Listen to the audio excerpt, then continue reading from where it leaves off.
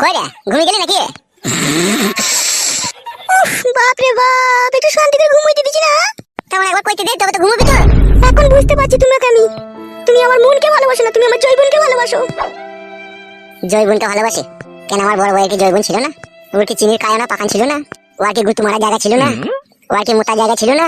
ও আর কি 2.5 কেজি করে 5 কেজি দুটো কদু ছিল না? সবই ছিল। তারপরেও তোমাকে কেন আমি বিয়ে করেছি জানো মাস? কারণ ও মাগে আমাকে স্বামী বলে মানতো না।